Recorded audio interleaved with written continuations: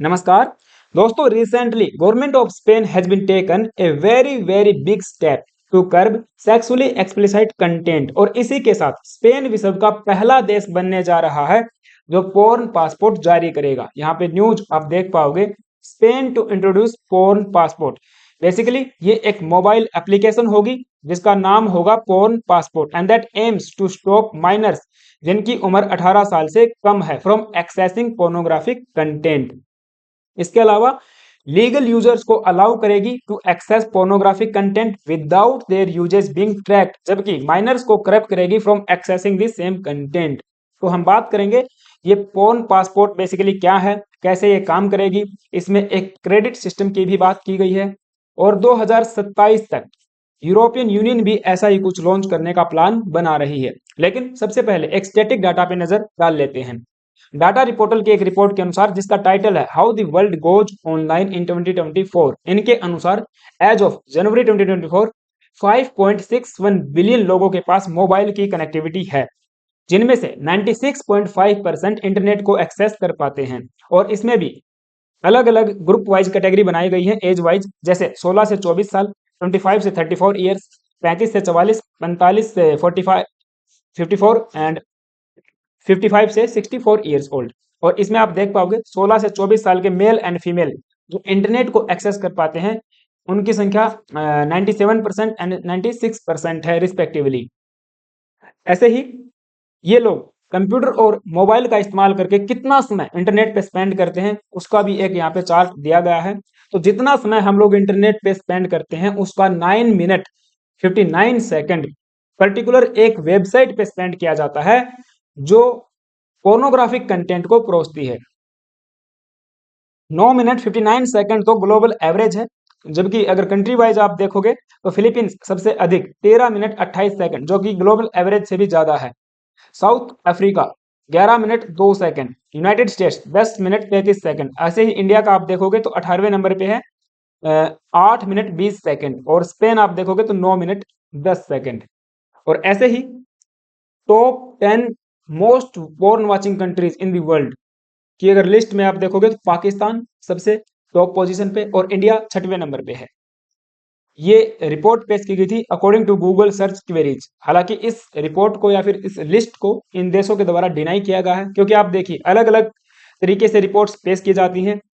एक पर्टिकुलर देश में एक वेबसाइट को कितना विजिट किया या फिर किस कंटेंट को कितने लोग कैसे कंज्यूम कर रहे हैं, तो उसका अलग अलग आधार अलग अलग उसके सोर्स हो सकते हैं।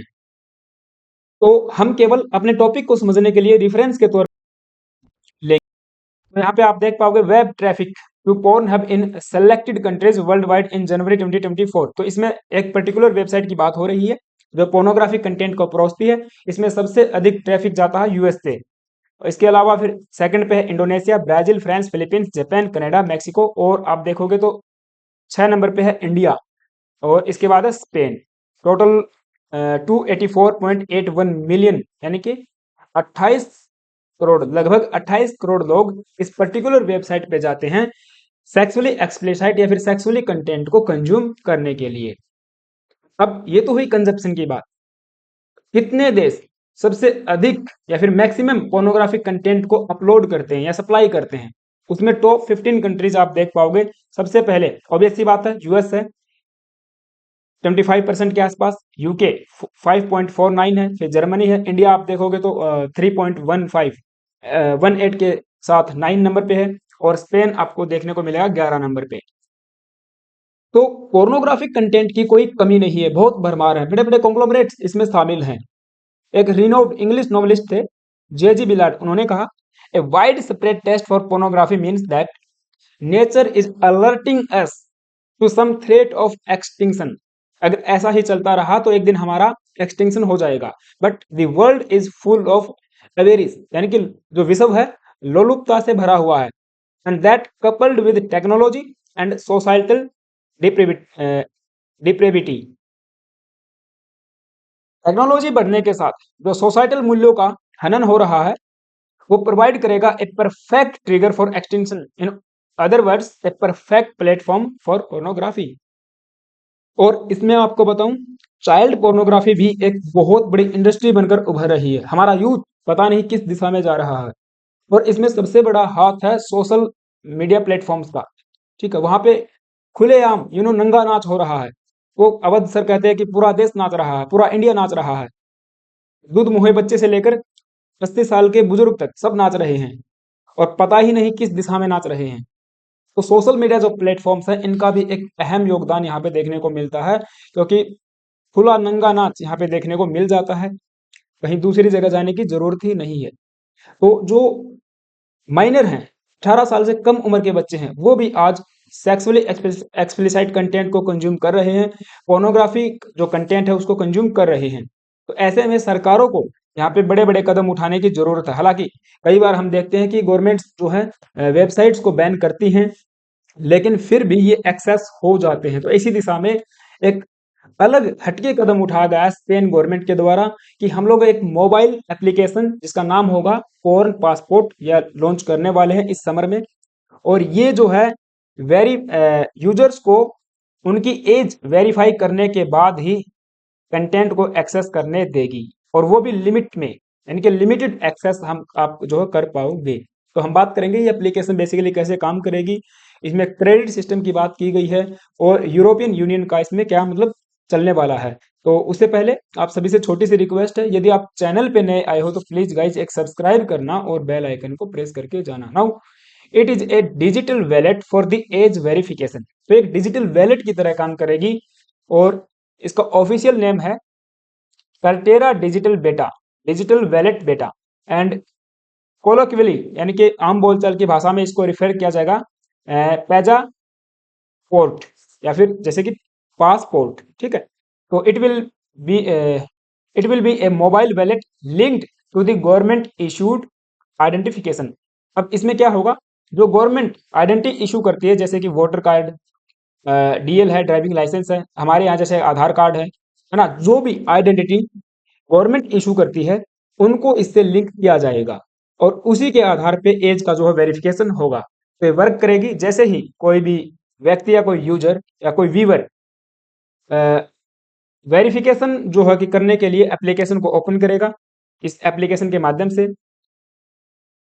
तो ये एप्लीकेशन गवर्नमेंट इशूड पहचान पत्रों में से उस पर्टिकुलर व्यूअर की एज को वेरीफाई करेगी। और वंस वेरीफाइड, जैसे ही आप वेरीफाई हो जाते हो, they will receive 30 porn credit. तो जो व्यूअर है वो 30 पॉर्न क्रेडिट उसको मिल जाएंगे, वैलेट में मिल जाएंगे, and that will allow them to access explicit content. और यही क्रेडिट जो है उसको अलाउ करेंगे। अब ये क्रेडिट कैसे काम करेंगे, एक क्रेडिट से आप लोग 1 मंथ में केवल 10 बार ही एक पर्टिकुलर वेबसाइट को विजिट कर पाओगे। तो the porn credit have a validity of 1 month. 1 महीने की इसकी वैलिडिटी रहेगी। 1 महीने के बाद आपको दोबारा से जो क्रेडिट्स है या फिर टोकन है वो लेना पड़ेगा। ऑलराइट, अभी टोकन या क्रेडिट क्या करेगा, ये एक क्यूआर कोड जनरेट करेगा for accessing adult website. When a user type the address of A porn site, जैसे किसी पोर्न साइट का एड्रेस वहां पे टाइप किया गया, ए लिंक विल अपीयर, उस साइट का लिंक अपीयर हो जाएगा। व्हेन क्लिक, आप जैसे क्लिक करते हो, will activate A connection with the digital wallet, और डिजिटल वैलेट के साथ भी आपका कनेक्शन एस्टेब्लिश हो जाएगा। अब ये डिजिटल वैलेट यहाँ पे ये मॉनिटर करेगा कि आप उस पर्टिकुलर वेबसाइट पे कितने टाइम गए हो। ठीक है, तो यहाँ पे केवल 10 टाइम्स ही आप उस वेबसाइट को एक टोकन के माध्यम से एक्सेस कर सकते हो।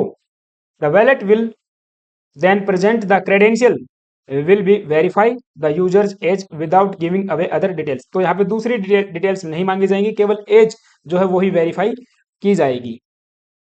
और इस पूरी योजना को लॉन्च करने में स्पेन की national cyber security institute enforcement agency के तौर पे काम करेगी।